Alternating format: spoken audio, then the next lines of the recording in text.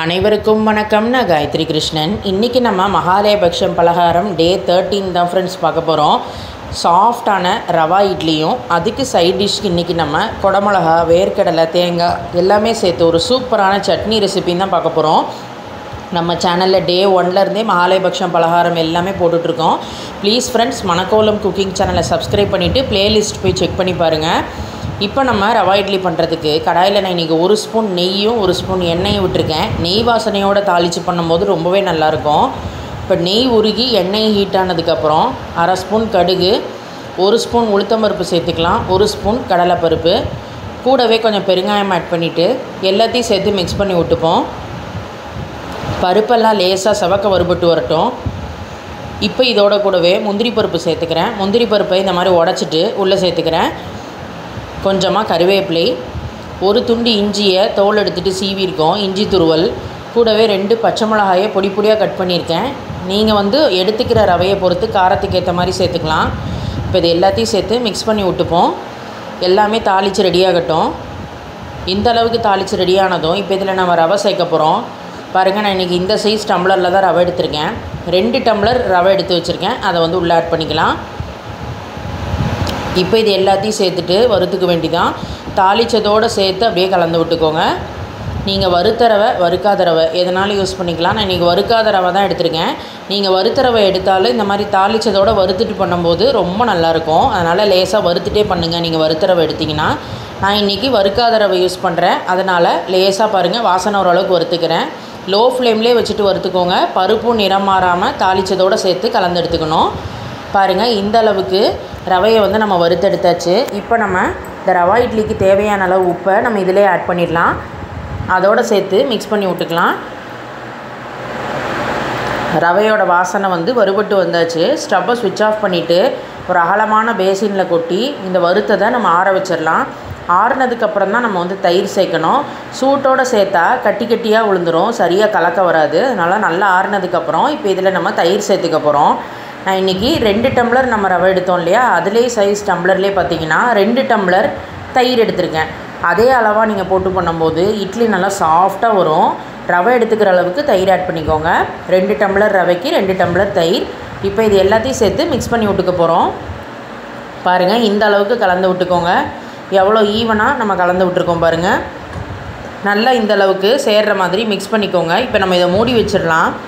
1 மணி நேரம் இந்த ரவை தயிர்லேயே ஊறணும். நல்லா ஊற ஊற இட்லி சூப்பராக வரும். அது ஊறுறதுக்குள்ளே நம்ம சைட் டிஷ் ரெடி பண்ணிடலாம். சட்னி ரெசிபி தான் பார்க்க போகிறோம். கடாயில் நம்ம 1 ஸ்பூன் எண்ணெய் விட்டுருக்கோம். ஹீட்டாக எடுத்து இப்போ இதில் நான் 1 ஸ்பூன் வேர்க்கடலை சேர்த்துக்கிறேன். பச்சை வேர்க்கடலை ஆட் பண்ணிக்கிறேன். கொஞ்சம் வறுத்து எடுத்துக்க போகிறோம். இதோட கூடவே நான் இப்போ உளுத்தம்பருப்பு, கடலைப்பருப்பு ரெண்டுமே பார்த்திங்கன்னா 1 ஸ்பூன் சேர்த்துக்கிறேன்.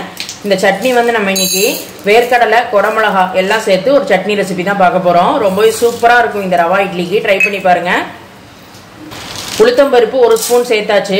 கூடவே 1 ஸ்பூன் கடலைப்பருப்பு அதையும் ஆட் பண்ணிடலாம். இப்போ இந்த 3ஐயும் சேர்த்துட்டு வறுப்போம். பருப்பெல்லாம் லேசாக செவக்க வறுபட்டு வரட்டும். வேர்க்கடலையும் வறுபடட்டும். 1 வரமிளகா சேர்த்துக்கலாம். 2 பச்சை மிளகா, உங்கள் காரத்துக்கு ஏற்றவாறு வரமிளகா, பச்சை மிளகா எல்லாமே சேர்த்துக்கோங்க. இதோட கூடவே கொஞ்சம் கருவேப்பிலை சேர்த்துடலாம். மிக்ஸ் பண்ணி விட்டுப்போம். இப்போ இதில் நம்ம தக்காளி பழம் சேர்க்கலாம். 1 தக்காளி பழத்தை கட் பண்ணி வச்சுருக்கோம். அதை உள்ளே சேர்த்துட்டு கூடவே சின்ன சைஸில் 1 குடமிளகா எடுத்திருக்கேன். நீங்கள் பார்த்துட்டு சேர்த்துக்கலாம். இப்போ இது எல்லாத்தையும் சேர்த்து கலந்து விட்டுக்க போகிறோம். தக்காளி பழம், குடமிளகா, அப்புறம் நம்ம வேர்க்கடலை எல்லாம் போட்டு ஒரு சூப்பரான சட்னி ரெடி பண்ண போகிறோம்.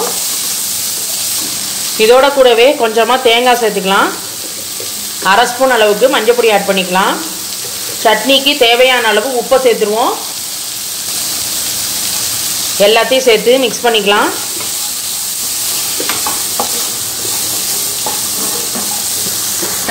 எல்லாம் வதங்கிட்டு இருக்கும் போதே கொட்டைப்பாக்கு சைஸ் அளவுக்கு புளியையும் சேர்த்துட்டு கலந்து விட்டுக்கலாம்.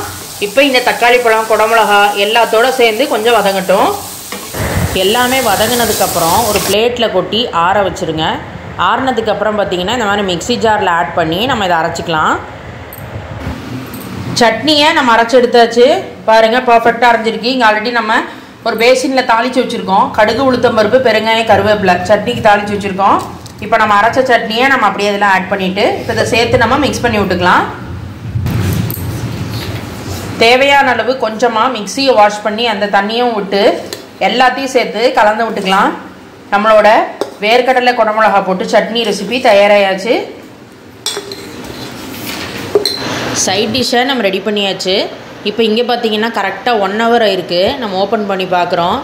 பார்த்தாலே தெரியுது பாருங்கள், ரவை தயிரில் எவ்வளோ அருமையாக ஊறி வந்திருக்கு அப்படின்னு. கன்சிஸ்டன்சி பார்த்திங்கன்னா திக்காக இருக்குது. ரவை ஊற ஊற நல்லா திக்காகும். அதனால் இப்போ இதில் நம்ம தண்ணியை சேர்த்துட்டு கலந்துக்க போகிறோம். ஏன்னா நம்ம ரவா இட்லி ப்ரிப்பேர் பண்ணுறதுனால இட்லி மாவு கன்சிஸ்டன்சிக்கு தேவையான அளவு நம்ம தண்ணி ஆட் பண்ணி கலந்துக்கணும். இதோட கூடவே நான் ஒரு 1/4 ஸ்பூன் அளவுக்கு பேக்கிங் சோடா சேர்த்துக்கிறேன். பேக்கிங் சோடா இட்லி நல்லா சாஃப்டாக இருக்கும். அதோடு சேர்த்துட்டு கலந்து விட்டுக்கோங்க. பாருங்கள், எல்லாத்தையும் சேர்த்து பர்ஃபெக்டான கன்சிஸ்டன்சியில் கொஞ்சம் கொஞ்சமாக தண்ணியை சேர்த்து மிக்ஸ் பண்ணிக்கோங்க. இப்போ நம்ம இட்லி பிளேட்டில் ஒவ்வொன்றா விட்டுடலாம். இட்லி பிளேட்ஸ்லலாம் எண்ணெயை தடவி வச்சுருக்கோம். இப்போ அதில் ஒரு குழியிலையாக நம்ம வந்து ரவா இட்லி பேட்டரை ஆட் பண்ணிடலாம்.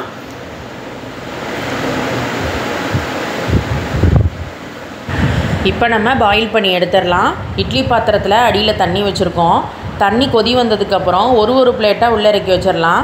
நாங்கள் இன்றைக்கி 3 இட்லி பிளேட்லேயும் எங்களுக்கு இந்த அளவு சரியாக வந்திருக்கு. 3 இட்லி பிளேட்ஸில் செட் பண்ணியாச்சு. இப்போ இதை வந்து நம்ம க்ளோஸ் பண்ணி வைக்க போகிறோம். 10 நிமிஷம் மிதமான சூட்லேயே ரெடி ஆகட்டும். இப்போது நம்மளோட இட்லி ரெடி ஆயாச்சு. பிளேட்ஸ் எல்லாம் எடுத்து வெளியே வச்சுட்டோம். சூப்பராக ரெடியாகி வந்திருக்கு பாருங்கள்.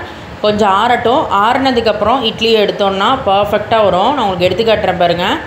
ஒரே ஒரு இட்லி எடுத்து காட்டுறேன். ஆல்ரெடி 2 இட்லி எடுத்திருக்கோம். அதெல்லாம் பிரமாதமாக வந்திருக்கு. இன்னொரு இட்லி எடுத்திருக்கோம். எவ்வளோ பர்ஃபெக்டாக அருமையாக ரெடியாகி வந்திருக்கு பாருங்கள். கண்டிப்பாக எல்லாருமே இந்த மகாலயபக்ஷம் டே 13க்கு நாங்கள் இதை பண்ணியிருக்கோம். எல்லோரும் ட்ரை பண்ணி பார்த்துட்டு இந்த சட்னியோட சூப்பராக இருக்கும். மறக்காமல் ஃபீட்பேக்கை கமெண்ட் பாக்ஸில் ஷேர் பண்ணுங்கள். மணக்கோலம் குக்கிங் சேனலை ப்ளீஸ் ஃப்ரெண்ட்ஸ் சப்ஸ்கிரைப் பண்ணி சப்போர்ட் பண்ணுங்கள்.